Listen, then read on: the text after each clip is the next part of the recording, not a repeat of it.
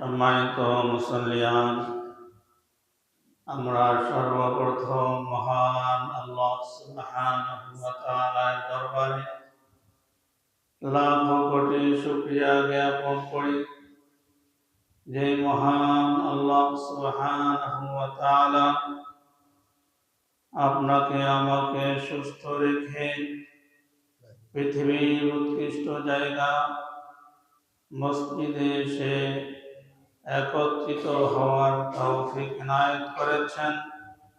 এজন্য মালিকের দরবারে শুকরিয়া জ্ঞাপনার্থে বলি আলহামদুলিল্লাহ। আলহামদুলিল্লাহ। আজকে 1447 হিজরি সনে শাবান মাসের 3 তারিখ, রমাদান মুবারক অতি নিকটে। ছোটবেলায় দেখেছি রমাদান মুবারকের কথা মানুষের মুখে মুখে, লেবাস পোশাকে ফুটে উঠত। 3-4 মাস আগ থেকে মানুষ রমাদান মুবারকের প্রস্তুতি গ্রহণ করত। মানুষের দিকে তাকালেই দেখা যেত তার মাথায় টুপি, 5 ওয়াক্ত নামাজ পড়া শুরু করে আগ থেকে। কিন্তু বর্তমান যুগটা এমন চলছে, রমাদানুল মুবারকের দিনও জানা যায় না যে আজকে রমাদানুল মুবারক। আলাদা কোনো পরিস্থিতি উপলব্ধি হয় না। তো সেই রমাদান মুবারক মহৎ মাস অতি নিকটে। রমাদানুল মুবারকের 2 মাস আগ থেকেই আল্লাহ রাসূল সাল্লাল্লাহু আলাইহি ওয়াসাল্লাম একটি দোয়া পাঠ করতে বলেছিলেন, আল্লাহুম্মা বারিক লানা ফি রজব ওয়া শাবান ওয়া বাল্লিগনা রমাদান। আয় আল্লাহ, আমাদের হায়াতকে দীর্ঘায়িত করো, রমাদান মুবারক পর্যন্ত পৌঁছে দাও। এভাবে দোয়ার জন্য আল্লাহর রাসূল আমাদেরকে বলেছেন। তো 2 মাস আগ থেকেই সাহাবায়ে কেরাম রমাদান মুবারকের প্রস্তুতি গ্রহণ করতেন। সেই 2 মাসের 1 মাস কিন্তু চলে গিয়েছে, রজব মাস। বর্তমানে চলছে শাবান মাস, আজকে 3 তারিখ। এই শাবান মাস অত্যন্ত ফজিলতপূর্ণ, বরকতপূর্ণ মাস, রহমত বিস্তৃত করার মাস। এই মাসে আল্লাহ পাক রহমত বিস্তার করে থাকেন। এই জন্য এই মাসে বেশি বেশি ইবাদত বندگی করা। হাদিস শরীফে এসেছে যে রমাদান শাবানকে শাবান বলে নাম রাখা হলো কেন? হযরতে আনাস রাদিয়াল্লাহু আনহু বলেন, ইন্নামা সুমিয়া শাবান লিআন্নাহু ইয়ানশাইবু ফীহি লিরমাযানা খায়রুন কাসীর। যে শাবানকে শাবান বলে নামকরণ করার কারণ হলো যে শাবান মাসে মানুষের নেক আমল প্রকাশ পায়।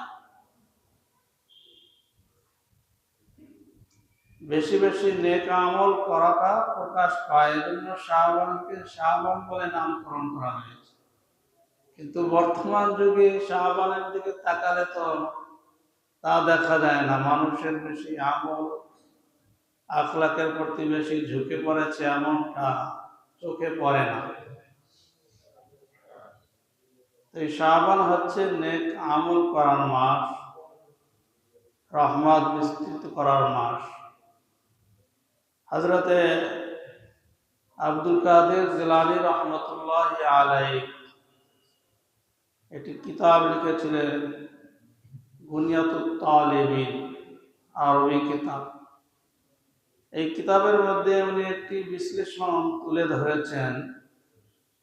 শাবান এই শব্দটি লিখতে 5টি হরফ বা 5টি অক্ষর লাগে: শিন, আইন, বা, আলিফ, নুন। উনি এই শাবান শব্দটি নিয়ে বিশ্লেষণ করে বলেছেন, শিন দিয়ে শারুন, শারফুন অর্থ সম্মান, আর আইন দিয়ে অলুগুন অর্থ হলো সমৃদ্ধি। এরপরে বা দিয়ে বিরুর অর্থ হলো নেক আমল। এরপরে আলিফ দিয়ে উলফত অর্থ হলো ভালোবাসা। এরপরে নুন দিয়ে নূর অর্থ হলো আলো। তো হযরতে আব্দুল কাদের জিলানী রহমতুল্লাহ আলাইহি বলেন, যদি কোনো ব্যক্তি এই শাবান মাসে বেশি বেশি ইবাদত বন্দেগী করে, আল্লাহর পক্ষ থেকে সম্মান, সমৃদ্ধি, নেক আমল, ভালোবাসা এবং আল্লাহর ঈমানের আলো এটা অর্জন করতে চায়, তাহলে সে যেন এই শাবান মাসে বেশি বেশি ইবাদত বন্দেগী করে। তো শাবান মাসে বেশি বেশি ইবাদত বন্দেগী করার মাধ্যমে আল্লাহর পক্ষ থেকে সম্মান, সমৃদ্ধি, ভালোবাসা, ঈমানের আলো অর্জন করতে পারে।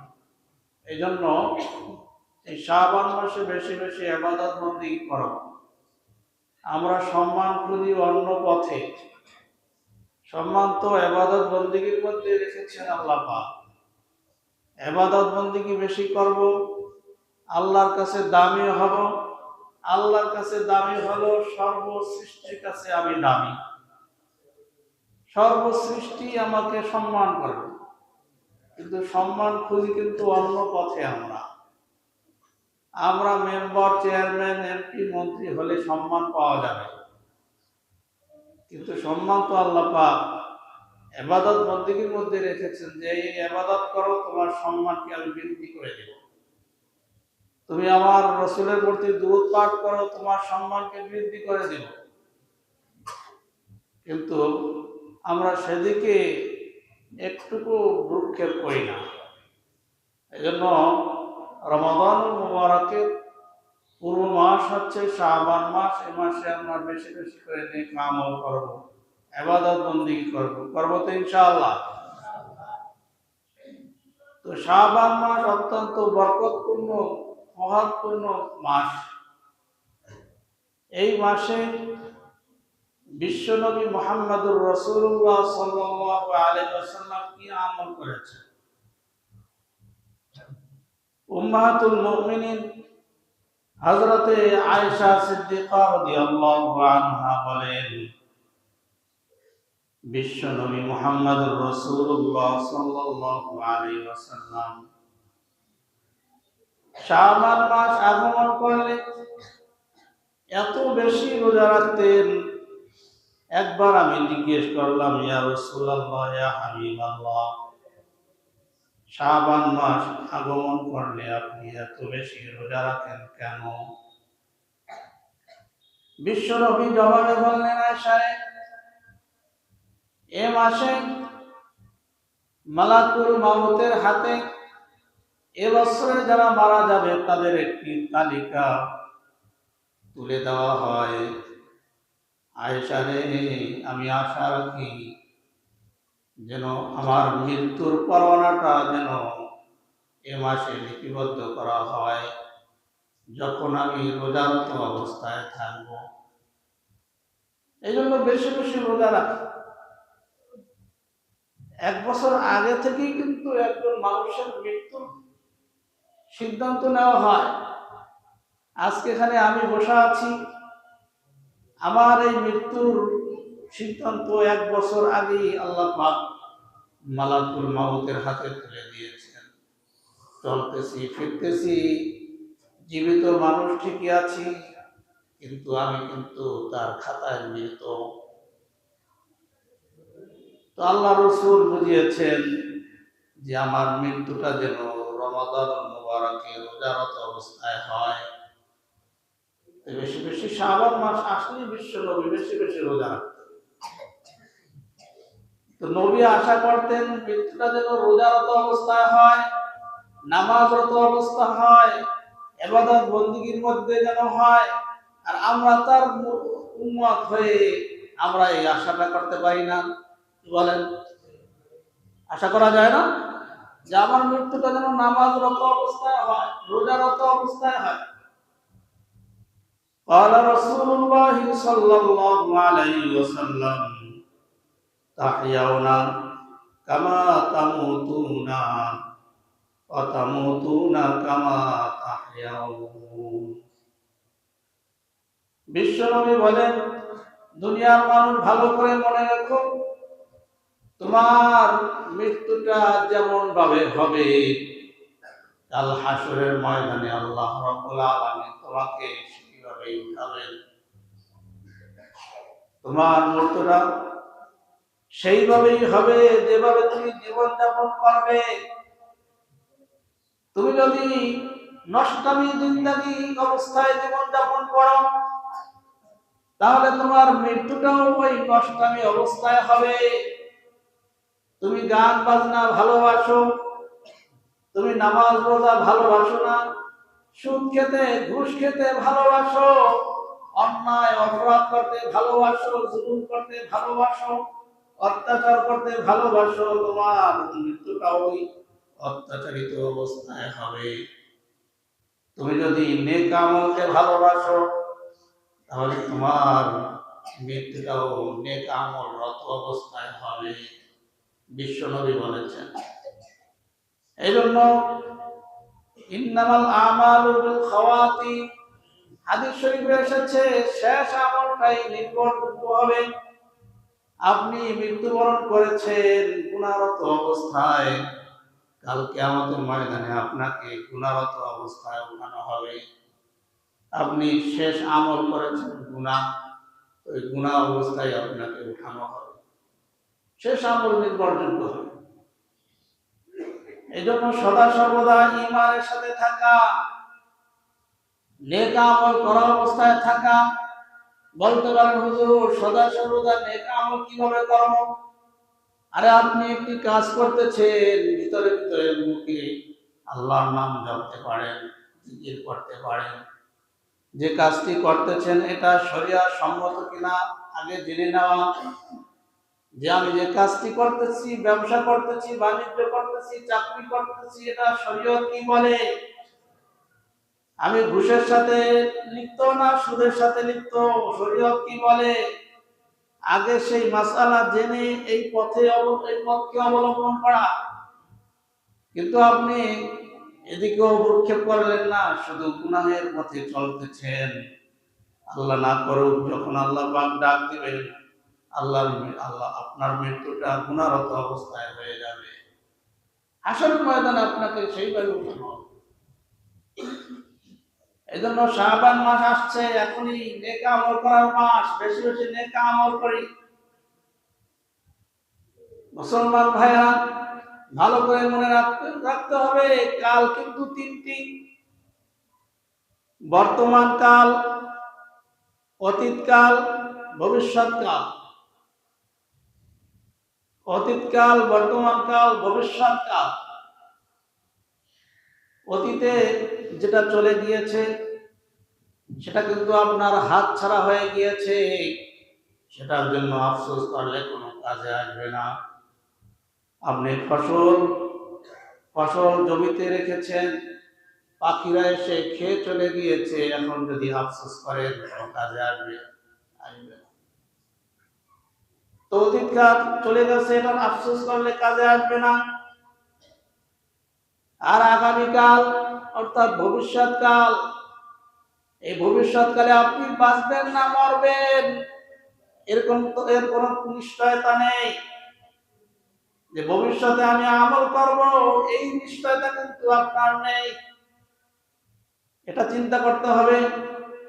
ভবিষ্যৎ কালের জন্য চিন্তা করা যাবে না।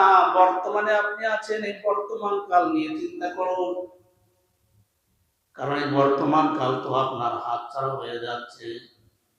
বলা তো যায় না 1 মিনিটের ভরসা নেই। এরকম একটা গানও তো আছে মনে হয়, যারা গান শোনে।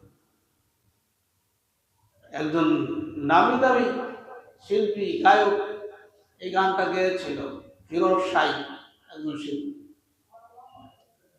বাংলাদেশ শিল্পকলা একাডেমিতে বসে এই গানটা গেয়েছিল যে 1 মিনিটে নাই রে ভরসা, 1 মিনিটে নাই রে ভরসা, 1 মিনিটে ভরসা নেই।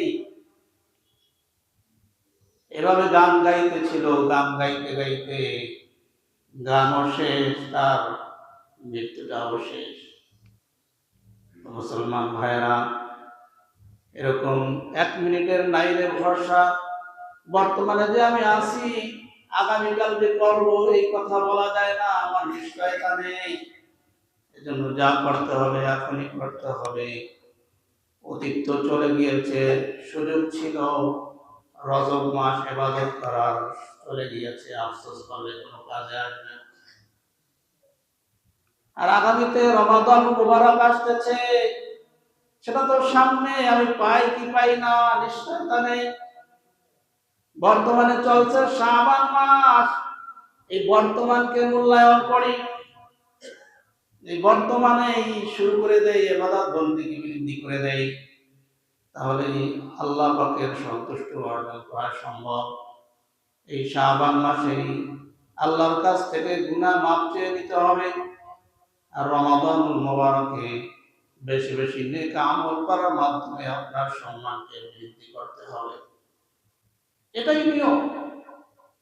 কিন্তু আজকে আমরা সেটা বুঝি না। আমরা খালি আগামী দিনের জন্য চিন্তা করি। তো আগামী দিন কি পাঠালো, কি পাঠাবো, এটাও চিন্তা করতে বলেছেন আল্লাহ পাক। ইয়া আইয়ুহাল্লাযীনা আমানুত্তাকুল্লাহা ওয়াল তানজুর নাফসুম মা কদ্দামাত লিগাদিন। আল্লাহ পাক বলেন, ইমানদারগণ, তোমরা আল্লাহকে ভয় করো, আর আগামী দিনের জন্য কি পাঠিয়েছো এর জন্য একটু চিন্তা ফিকির করো। তুমি যে কবরে গিয়ে থাকবে, কবরেতে অনেক সামান প্রয়োজন, সেই সামান তোমার প্রস্তুত আছে কিনা এর জন্য একটু ফিকির করো। আজকে দিনটা তো তোমার থেকে চলে যাচ্ছে, এই দিন তো আর কোনোদিন ফিরে আসবে না। আজকে 9টা বেজেছে, এই 9টা আগামী দিনও 9টা ঘড়িতে বাজবে, কিন্তু এই দিনটা কিন্তু ফিরে আসবে না। তোমাকে যে আল্লাহ পাক 60 বছর 70 বছর হায়াতে জিন্দেগি দিয়েছেন, এই জিন্দেগি থেকে কিন্তু একটি দিন চলে গিয়েছে, কমে গিয়েছে। আমাদের কাছে জিজ্ঞেস করে, ভাই আপনার বয়স কত? আমরা বলি 50 বছর। অনেক বয়স, বলার সাথে সাথে বলে ফেলি অনেক বয়স হয়েছে, 50 বছর। আরে অনেক হয় নাই, তোমার তো 60 বছর জিন্দেগি আল্লাহ পাক বরাদ্দ রেখেছেন, এর থেকে 50 চলে গিয়েছে, আর মাত্র 10 বছর আছে। কমছে না বাড়ছে? হিসাব করতে হবে যে আগামীতে করব, আগামীতে করব, এই চিন্তা ছেড়ে দিতে হবে এখনই, বর্তমানে। আমাদের উর্দুতে একটা কথা আছে, আজকাল কাম করনা না, মানে আজকের কাজ কালকের জন্য রেখে দিও না। আজকের কাজ তো যদি রেখে দাও, কালকেও তো কাজ আছে, দুটো মিলে তো অনেক হয়ে যাবে। এই জন্য যেদিনের কাজ সেদিন করতে হবে। তো শাবান মাস চলছে, ইবাদত বন্দেগীর মাস, যা করতে হবে এখনই শুরু করতে হবে। যে রমাদান মুবারক আসলে রোজা রাখবো, আর সারাদিন সারা রাত তাহাজ্জুদের নামাজ পড়ব, এই খেয়াল করলে কাজে আসবে না। হতে পারে রমাদান মুবারকের আগেই আপনার টিকিট চলে আসবে, কি বলেন? তো সেই জন্য এখন থেকে প্রস্তুতি নিতে হবে, বেশি বেশি নেক আমল করতে হবে। এই বর্তমানকেই সুযোগ মনে করতে হবে, গনিমত মনে করতে হবে। قال رسول الله صلى الله عليه وسلم اغتنم كما اغتنم خمسا قبل خمس شبابك قبل حرامك وفراغك قبل شغلك وصحتك قبل سقمك وفراغناك قبل فقرك وحياتك قبل موتك। আল্লাহ রাসূল সাল্লাল্লাহু আলাইহি ওয়াসাল্লাম বলেন যে পাঁচটি জিনিসকে তোমরা পাঁচটি জিনিসের পূর্বে গনিমত মনে করো, সুযোগ মনে করো। শাবাবাকা ক্বাবলা হারামিক, বার্ধক্য আসার পূর্বে যৌবনকালকে গনিমত মনে করো, সুযোগ মনে করো। তুমি এখন যুবক আছো, তোমার কাছে সকল বিষয় সহজ আদায় করা, তুমি সঙ্গে সঙ্গে যে কোনো আমল করতে পারো। শীতকে উপেক্ষা করে উযু বানিয়ে নামাজ পড়তে পারো। কিন্তু তুমি যখন বৃদ্ধ হয়ে যাবে, সাথে সাথে কিন্তু ঠান্ডা পানি দিয়ে উযু বানাতে পারবে না, তোমার কিন্তু অনেক কষ্ট হবে। তুমি এখন সাথে সাথে সোজা হয়ে আবার বসতে পারো, সোজা হয়ে দাঁড়াতে পারো। বার্ধক্য আসলে কিন্তু এমনটা পারবে না। এজন্য শাবাবাকা ক্বাবলা হারামিক, যুবককে যৌবনকালকে গনিমত মনে করেন, সুযোগ মনে করো। বার্ধক্য আসার পূর্বে বিশ্বনবী সেই 1400 বছর পূর্বে বলেছেন যে যৌবনকালকে তোমরা গনিমত মনে করো। বৃদ্ধ হয়ে গেলে কিন্তু অনেক ইবাদত বন্দি করতে মনে চাবে, পারবে না, সেই শক্তি থাকবে না। তুমি যৌবনকালে রুকুতে যাচ্ছ, কোনো কষ্ট হচ্ছে না। যখন বৃদ্ধ হয়ে যাবে, রুকুতে যাবে আর আহ শব্দ করবে, ব্যথা ব্যথা বলবে, বলবে হুজুর আর রুকু দিতে পারি না, এখন কি করার? হুজুরদের কাছে আসে, কি করা? হুজুররা কোরআন হাদিসের ভিত্তিতে বলেন, ঠিক আছে চেয়ার নিয়ে বসেন, বলে না? কোন যুবক দিয়ে কি বসে চেয়ার? এজন্য যুবকদেরকে বুঝতে হবে যে যৌবনকালকে গনিমত মনে করতে হবে, সুযোগ মনে করতে হবে। ইবাদত বন্দেগী যা করার যৌবনকালে করে নিতে হবে। যৌবনকালে আল্লাহকে সন্তুষ্ট করে নিতে হবে। এখন এই চিন্তা করলে চলবে না যে বৃদ্ধ হলেই সারাটা দিন মসজিদের কোণে বসে জিকির করবো, আল্লাহ আল্লাহ বলবো, সারাদিন নামাজ পড়বো, এই চিন্তা করলে চলবে না। এই বৃদ্ধ বয়সে সারাদিন ইবাদত করার চাইতে তুমি এই যে যৌবনকালে 1 ঘন্টা ইবাদত করবে, সেটা কিন্তু তোমার জন্য উত্তম হবে। এই জন্য বিশ্বনবী বলেছেন শাবাবাকা ক্বাবলা হারামিক, বৃদ্ধকাল আসার পূর্বে যৌবনকালকে গনিমত মনে করো, সুযোগ মনে করো। ও যুবকেরা, এখন থেকেই প্রতিজ্ঞা করতে হবে, সামনে যেহেতু রমাদান মুবারক আসছে, এই শাবান মাসেই আল্লাহকে সন্তুষ্ট করতে হবে, ইবাদতকে বৃদ্ধি করতে হবে। ওই চিন্তা করা যাবে না রমাদান মুবারক আসলেই বেশি বেশি করো। আরে এখন তো মাফ করিয়ে রমাদান মুবারকে বেশি করো, সমস্যা কি? এরপরে আল্লাহ রাসূল বলতেছেন অফারাগাকা ক্বাবলা শুগলিক, ব্যস্ততা আসার পূর্বে অবসর সময়কে গনিমত মনে করো, সুযোগ মনে করো। তোমার এখন কোনো কাজ নেই, যখন তখন ইবাদত করতে পারতেছো, কিন্তু এখন ইবাদত করো না, এক সময় তুমি ব্যস্ত হয়ে পড়বে, ব্যবসা বৃদ্ধি করবা, রাজনীতির সাথে জড়িত হয়ে পড়বে, সারাটা দিন জনগণের খেদমতে থাকবে, মোবাইলে একটার পর একটা কল আসতে থাকবে, কোনো ইবাদত বন্দেগীর কোনো খবর থাকবে না, এতটা ব্যস্ত হয়ে পড়বে। এই জন্য তোমাকে গনিমত মনে করতে হবে, ব্যস্ততা আসার পূর্বে এটাকে সুযোগ মনে করতে হবে যে আমি অবসর আছি, এখন বেশি বেশি ইবাদত করে নেই। দেখবেন জনপ্রতিনিধি যারা কয়জন ব্যক্তি আছে 5 ওয়াক্ত নামাজ পড়ে? আসেনি? ও হুজুর এতটা ব্যস্ত। দেখবেন কোন প্রতিনিধির কাছে, জনপ্রতিনিধির কাছে দেখবেন মোবাইলটা একটা পর একটা আসতেছে, মোবাইল ধরার সুযোগ পায় না, এতটা ব্যস্ত। যারা দু চারটা ব্যবসা বাণিজ্য শুরু করেছে দেখবেন খালি একটা পর একটা আসতেছে, এতটা ব্যস্ত, ইবাদত করার কোনো সুযোগ পায় না। এমনকি একটা বিশেষ দিন, ধর্মীয় দিন, ঈদের দিন, ঈদের নামাজও উপস্থিত হতে পারে না, এমন লোক আছে কি নাই? এতটা ব্যস্ত, তো সারাটা দিন দুনিয়া দিয়ে। তো সেই কথাই বলতেছি, ফারাগুকা কবলা শুগলি, ব্যস্ততা আসার পূর্বে এই অবসর সময়কে সুযোগ মনে করো ইবাদতের জন্য, কিন্তু এই সময়টাই পারফেক্ট।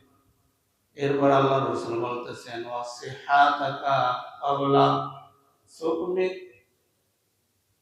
অসুস্থতা আসার পূর্বে সুস্থতাকে গনিমত মনে করো, সুযোগ মনে করো।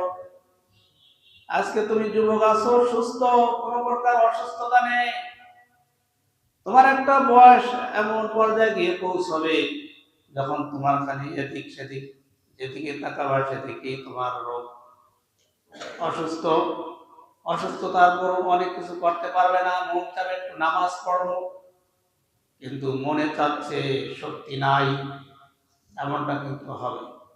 এই জন্য এই অসুস্থতার পূর্বে সুস্থতাকে গনিমত মনে করতে হবে। এরপরে আল্লাহ রাসূল বলতেছেন অফারাদাকা অগিনাকা ক্বাবলা ফাকরিক, দারিদ্রতা আসার পূর্বে ধনাঢ্যতাকে তুমি গনিমত মনে করো, সুযোগ মনে করো।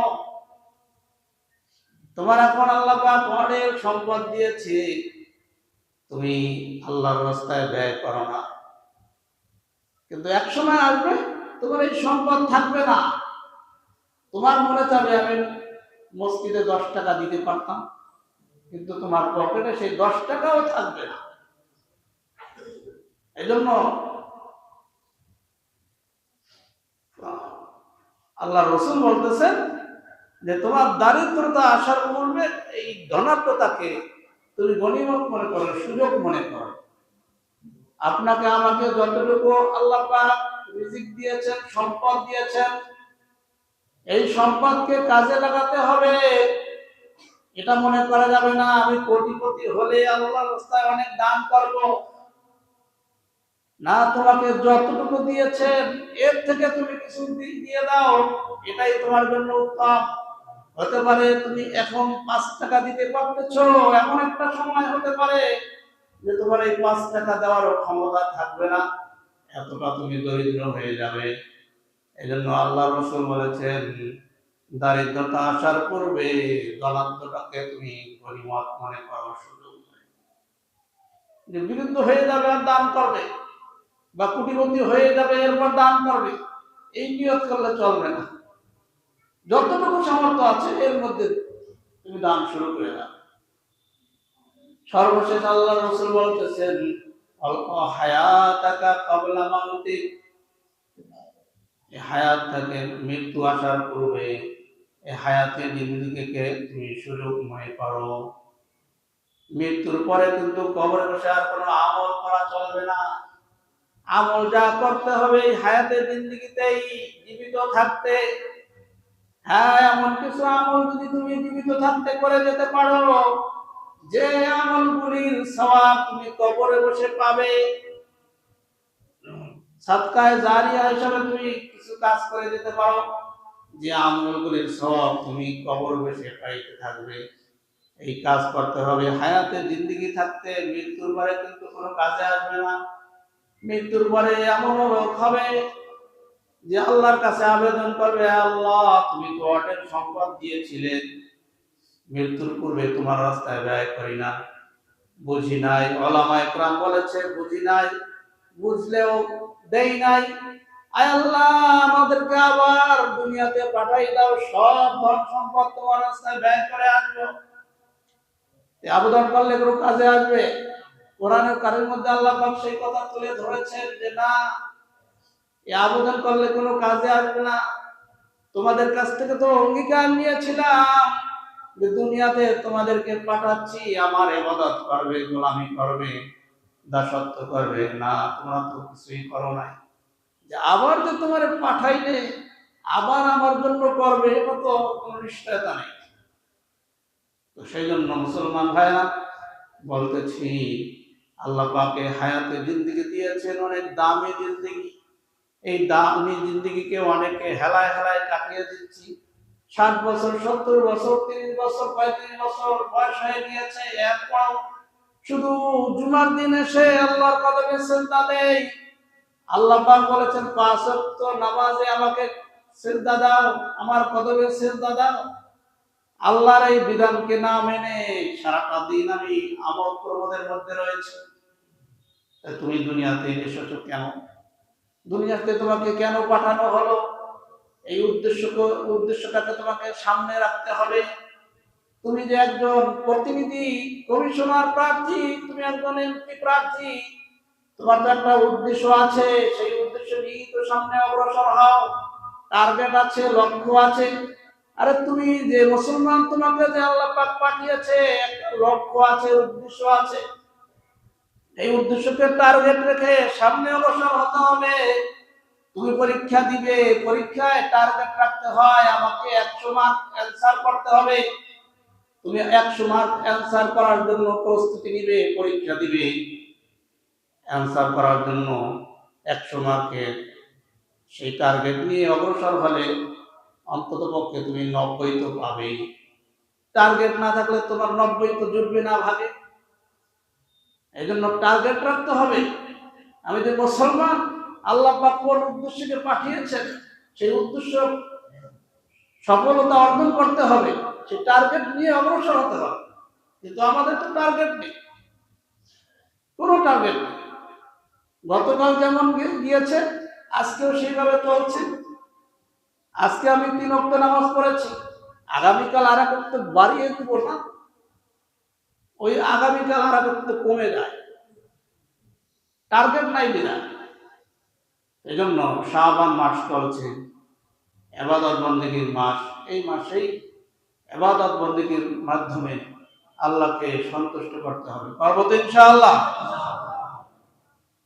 তো শেষ কথা বলতেছিলাম যে হায়াতাকা ক্বাবলা মাউতিক, হায়াতের জিন্দেগিকে সম্মান করতে হবে, মূল্যায়ন করতে হবে, সুযোগ মনে করতে হবে।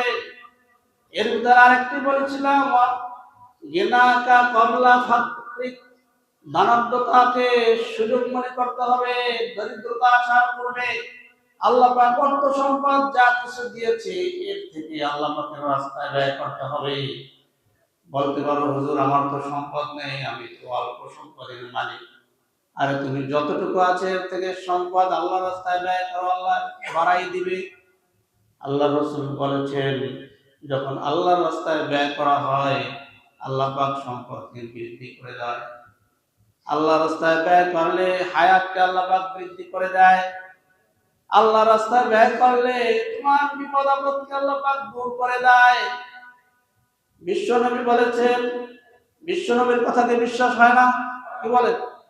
বিশ্বাস হয় না? তো এক সাহাবীর এরকম ঘটনা আছে যে আল্লাহ রাসূল বলেছেন, সম্পদ আল্লাহ রাস্তায় ব্যয় করলে বাড়াই দেয়। ছিল অল্প সম্পদ, আল্লাহ রাস্তায় দিয়ে দৌড় দিয়ে বাড়িতে চলে গেছে। যে আল্লাহ রাসূল তো বলছে সম্পদ বৃদ্ধি করে দেয়। তো বাড়িতে গিয়ে দেখতেছি অনেক অনেক অনুদান আসছে। বিবির কাছে জিজ্ঞেস করে, বিবি বলতেছে, কে তুমি পাঠিয়ে দিয়েছো না? এভাবে ঘটনা আছে। তো সাহাবায়ে কেরাম বিশ্বাস করেছে, প্রত্যেকটা মুহূর্তে মুহূর্তে তারা পরীক্ষা করেছে, পরীক্ষায় পাশ করেছে। তো আমরা যেহেতু বিশ্বনবীর উম্মত, বিশ্বনবী বলেছেন তোমার পথে, আল্লাহর পথে ব্যয় করলে সম্পদ বৃদ্ধি করে দেবে।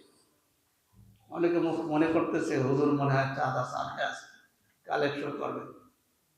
আর না, হাদিস পাঠ করেছি, হাদিসের মধ্যে এই কথাটা এসেছে যে ওয়াফারাগাকা অগনাকা ক্বাবলা ফাকরিক, যে দরিদ্রতা আসার পূর্বে ধনদাতাকে তুমি গনিমত মনে করো, সুযোগ মনে করো। তোমাকে আল্লাহ পাক যে ধন সম্পদ দিয়েছে এগুলি আল্লাহর রাস্তায় ব্যয় করো। এই পবিত্র কোরআনের মধ্যে কোথাও আল্লাহ পাক মানুষকে জমা করতে বলেনি। সব জায়গায় বলেছেন খরচ করো, আল্লাহর রাস্তায় ব্যয় করো, আল্লাহর রাস্তায় ব্যয় করো। শুধু হাদিসে এসেছে হ্যাঁ তুমি এতটুকু জমা করো যেন তোমার যে সন্তানাদি আছে এগুলি অন্যের কাছে গিয়ে হাত না পাতে, এতটুকু সম্পদ তাদের জন্য রেখে যাও। হাদিসে এসেছে, কিন্তু কোরআনের কোথাও নেই যে তুমি সম্পদ জমা করো, সম্পদ জমা করো। সব জায়গায় বলেছে খালি সম্পদ খরচ করো, খরচ করো। এই সম্পদের মালিক কে? আল্লাহ। আল্লাহ জান ও মালের বিনিময়ে সম্পদকে কিনে নিয়েছে, জান্নাতের বিনিময়ে আমাদেরকে জান্নাত দিবে। এই জান্নাতের বিনিময়ে সম্পদকে কিনে নিয়েছে, কিনে নিয়ে আবার আমাদের কাছে আমানত রেখেছে। আমানত রেখে আবার বলেছেন যে ঠিক আছে তোমার কাছে আমানত রেখেছি, এই সম্পদ আবার আমার রাস্তায় ব্যয় করো। তা আল্লাহটা আল্লাহর রাস্তায় দিচ্ছি, এর মধ্যে আবার এত মায়া মহব্বত কেন? এই জন্য আল্লাহর সম্পদকে আল্লাহর রাস্তায় ব্যয় করতে হবে। করবো তো ইনশাআল্লাহ। দুটো কথা না বললেই চলে না। আমাদের মসজিদের টয়লেট নির্মাণের কাজ চলছে,